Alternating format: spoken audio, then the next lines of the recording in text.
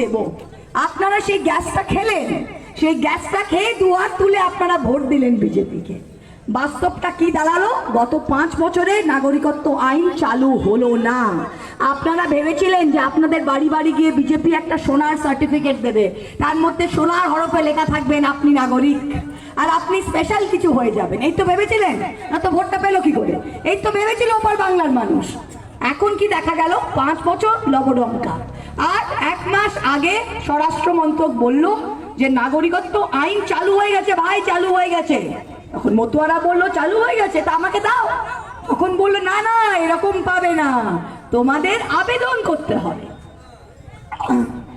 আবেদনপত্রর প্রথম প্রশ্নটা কি? আপনি ভারতীয় নাগরিক হ্যাঁ কি না?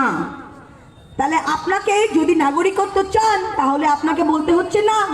তার মানে আপনি নিজেই স্বীকার করে নিচ্ছেন যে আজকের দিনে আপনি ভারতীয় নাগরিক নন। অথচ আপনি ভোট দিচ্ছেন, তার মানে আপনার ভোটার কার্ড বাতিল করা হবে। আপনি আধার কার্ড আছে, আপনার আধার কার্ড বাতিল করা হবে। আপনার ব্যাংক অ্যাকাউন্ট আছে, আপনার ব্যাংক অ্যাকাউন্ট অবৈধ। আপনি লক্ষ্মীশ্রী পাচ্ছেন, সেটা লক্ষ্মীর ভান্ডার পাচ্ছেন, কন্যাশ্রী পাচ্ছেন, সেটা হচ্ছে অবৈধ। বুঝলেন কিনা? প্রথম প্রশ্ন হচ্ছে আপনি নাগরিক কিনা। আপনি যদি বলেন হ্যাঁ, তাহলে তো নাগরিকত্ব আর পাবেন না। আর যদি বলেন না, তার মানে এতদিন যার সুযোগ সুবিধা আপনি পেয়ে গেছেন সব অবৈধ। দ্বিতীয় প্রশ্ন আবেদনপত্রর কি? আপনি বা আপনার পূর্বপুরুষ কোন দেশ থেকে এসেছেন? এ আফগানিস্তান, বি পাকিস্তান, সি ক বাংলা আফগানিস্তান, খ পাকিস্তান, গ বাংলাদেশ। আপনাকে বলতে হচ্ছে আপনি বাংলাদেশ থেকে এসেছে আপনার পূর্বপুরুষ। 3 নম্বর প্রশ্নটা কি? যদি আপনি বাবা আপনার পূর্বপুরুষ বাংলাদেশ থেকে এসেছেন, তাহলে আপনার বাংলাদেশের ডকুমেন্টসগুলো দেখান। আচ্ছা, আপনারা বা আপনাদের শ্বশুর ঠাকুরদা যারা এসেছে কুষ্টিয়া জেলা থেকে, যশোর থেকে, তারা তো সবাই শরণার্থী, যুদ্ধের পর এদিকে চলে এসেছিল, হ্যাঁ কি না? তারা তো কেউ রাজা জমিদার ছিল না যে তার বাবার জন্মের সার্টিফিকেট বা ঠাকুরদার জমির দলিল পকেটে করে নিয়ে আসছে।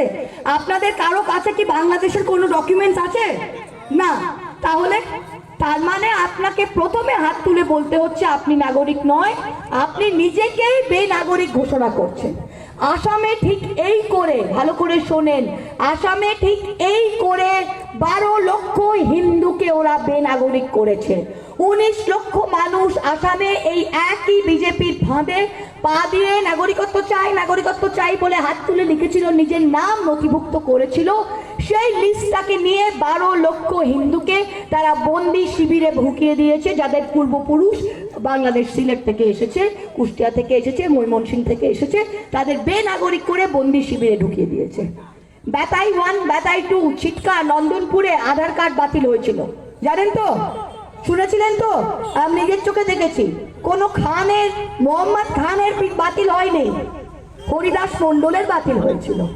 ইউসুফ ইসলামের বাতিল হয়নি, রমেন বসাকের বাতিল হয়েছিল। ব্যাপারটা বোঝে। 55 লক্ষ নদিয়া জেলার মানুষের মধ্যে 22 লক্ষ হচ্ছে ওপার বাংলার হিন্দু। মুসলমানরা 71-এর পর এই জেলায় আসেনি। তাই বেনাগরিক যদি করে তাহলে আপনারাই মরবেন, মুসলমান মরবে না। এটা বোঝার ক্ষমতা তো আছে আপনাদের। তাহলে এই ভুলটা আর করেন না, আর করেন না। প্রভু রাম এসে বাঁচাবে না, মমতা ব্যানার্জি বাঁচাবে।